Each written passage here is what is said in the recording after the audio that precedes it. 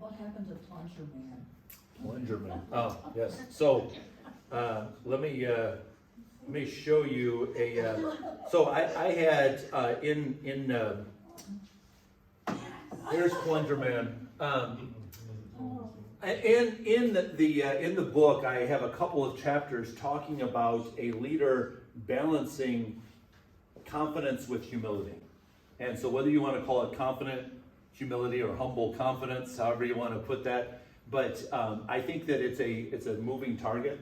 My experience has been most people are wired more towards one pole or the other. They're naturally more confident, and you know what? That's good. That can sometimes, though, taken to an extreme, can run people over. And then some people are naturally wired to be a little bit more towards the humble side, and that's great as well. But sometimes that person, taken to an extreme, will have a hard time rallying the troops and getting people to follow them, because they'll say, "Oh, well, let me step back and let somebody else, step in there."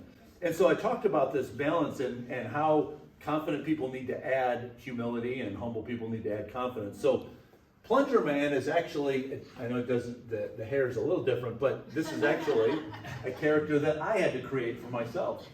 I was working at a campground, and we would have, during children's camp weeks, we'd have upwards of 500 kids on the campground. And I noticed something really quickly about the younger kids. They really don't know how to use the bathroom. And I mean, just like the basic stuff, like, flush. And so we had to have our housekeeping team. They were on roving patrols all day long. I'm not kidding you. When I say all day long, I mean from before the kids got up in the morning until after they went to bed. We had teams that were just constantly going to all of the restrooms on the grounds. And so one of the ways that I decided that I would serve them is that I'd go to bed, and then I would sleep for a couple hours, and I'd get up after everybody else went to bed, and I'd put on some work clothes, and I'd make the rounds to all the restrooms. And there were times that I would, you'd open a stall door and say, okay, well, there's not much here. I just can flush this one and move on to the next one. And there's sometimes that you open the stall door and go. And inside, I would say to myself, kind of like I mentioned earlier, this isn't my job.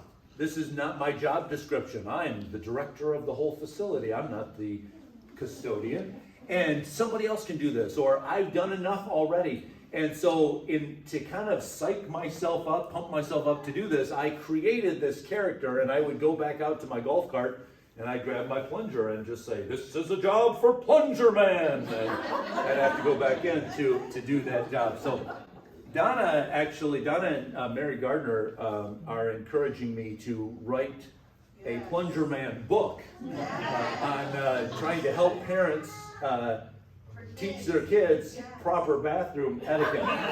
So we'll see how that comes out. I'm not even done with Shepherd leadership yet. So the thought of my wife is going, no, not right now, not another book. It's a little draining. It's a pretty involved process.